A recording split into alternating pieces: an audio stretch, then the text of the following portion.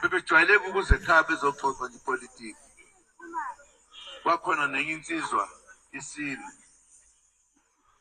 ngabatshela ngathi bafana bakithi, angithi ngalowo nkathi unyaka usuzophela, sengithi manje angikwazi ukuyorejista, sengithatha isinqumo sokuthi ngakha umbutho manje omusha, umkhonto wesizwe. Kunezizathu esengayichaza kaningi, kodwa angikwazi ukuyoyibhalisela mina.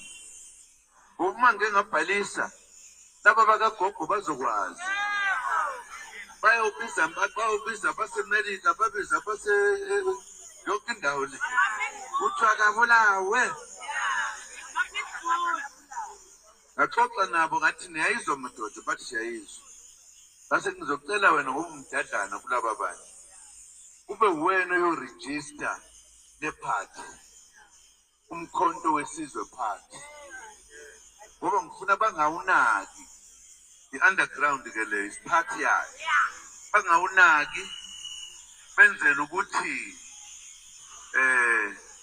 mabebona yini yona le bayiqhubekele kuze kudlule kunento le into eliphepha elibhalwayo lezi zinto.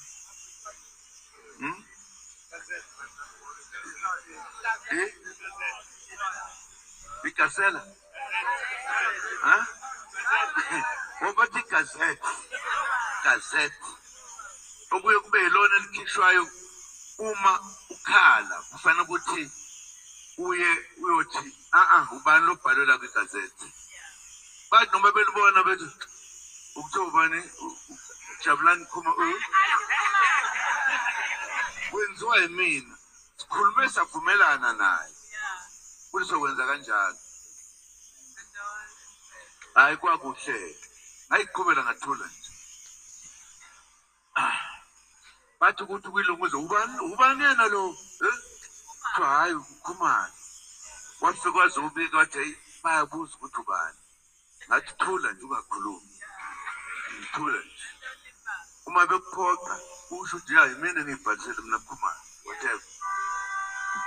Ngathi only uma sebehlupha otshela ukuthi no ukendle ehlekisa Zuma owangithuma. Okwamanje thula nje ukuthi thwa. Kuthi ngisho lapho uma sesifikile-ke endaweni, hawu eyiphethe kahle kanjani umuntu wabantu. Aliyonkathi indawo efika njalo nje sekwenzeke nje yahamba nomfowabo. Yanele kwavela ukuthi nansi ivelile le nto iyacaca, kunomuntu okuthiwa sebeyambhekisisa. Kwase kuhamba abantu ngixoxela indaba acabanga ukuthi angiyazi. Ke masivelile wakhona abantu ukuthi ukhetho seluseduze manje kanti uZuma lo